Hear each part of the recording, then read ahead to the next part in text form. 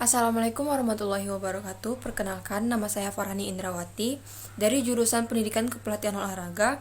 Di sini saya akan menjelaskan tentang anatomi fisiologi, struktur tubuh manusia, organ dan sistem organ. Struktur tubuh manusia, pendekatan sistem terbagi menjadi tiga. Yang pertama, sel. Sel yaitu unsur dasar jaringan tubuh yang terdiri atas inti sel atau nukleus dan protoplasma. Yang kedua, jaringan yaitu kumpulan sel khusus dengan bentuk dan fungsi yang sama. Yang ketiga, organ yaitu bagian tubuh atau alat manusia dengan fungsi khusus. Yang keempat, sistem yaitu susunan alat dengan fungsi tertentu. Organ dan sistem organ.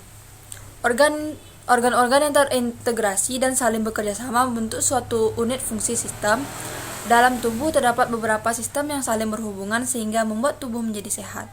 Organ-organ di dalam tubuh antara lain yaitu jantung, paru, vaskular, otak, lambung, usus, liver, pankreas, dan lain-lain.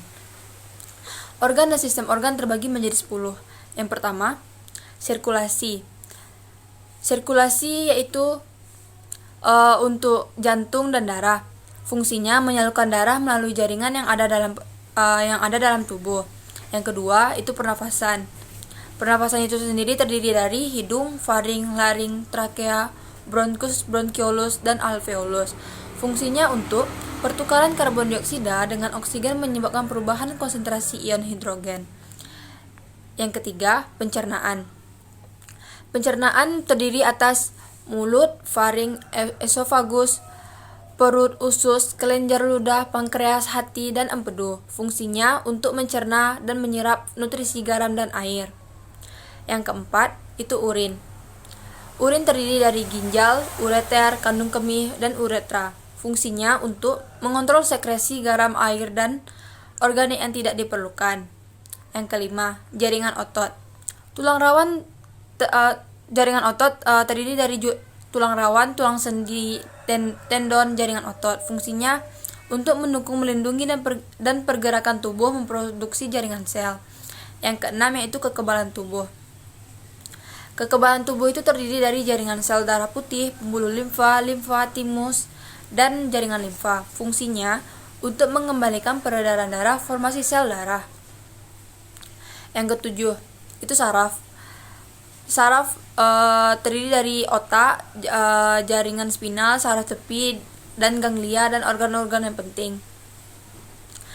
Di dalam saraf itu terdapat ada nukleus, dendrit, akson, sel Schwann, dan Nandish-Renfer. Fungsinya mengkoordinasi aktivitas tubuh, kesadaran, dan pembelajaran.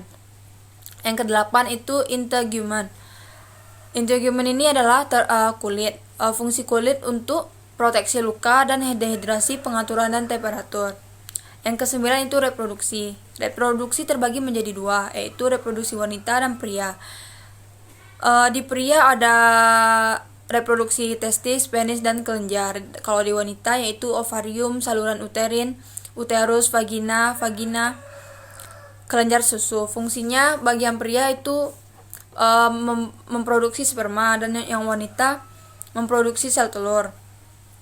Yang terakhir ini endokrin. Endokrin ini terdiri atas seluruh kelenjar hormon eksekresi, pankreas, testes, ovarium, hipotalamus, ginjal, pituitari, tiroid, paratiroid, adrenalin, usus, timus, hati, dan pineal. Fungsinya mengatur dan mengkoordinasi berbagai kekebalan tubuh. Mekanisme transport. Mekanisme transport itu terbagi menjadi dua. Yang pertama, transport pasif dan yang aktif. Kalau transport pasif merupakan mekanisme perpindahan molekul atau zat yang tidak melewati selaput, membran, semi-permeable, dan tidak membutuhkan energi. Transport pasif dibedakan menjadi tiga. Yang pertama, difusi sederhana, simple diffusion. Yang kedua itu difusi dipermudah atau difasilitasi, dan yang ketiga itu osmosis. Transport aktif. Transport aktif merupakan kebalikan dari transport pasif dan bersifat tidak spontan. Arah perpindahan dari transport ini melawan gradien konsentrasi. Transport aktif terbagi menjadi dua. Yang pertama, transport aktif primer, yang kedua itu sekunder. Transport aktif sekunder juga terdiri atas CO transport dan secondary transport exchange. Transport aktif primer memakai energi langsung dari ATP, misalnya pada NA, K pum dan Ca pum. Pada NaK pum dan 3Na akan dipompa keluar sel, sedangkan 2K akan dipompa ke dalam sel. Pada Ca pum, Ca akan dipompa keluar sel agar konsentrasi Ca dalam sel rendah. Sekian penjelasan dari saya tentang sistem organ. Apabila ada salah, mohon dimaafkan. Terima kasih. Assalamualaikum warahmatullahi wabarakatuh.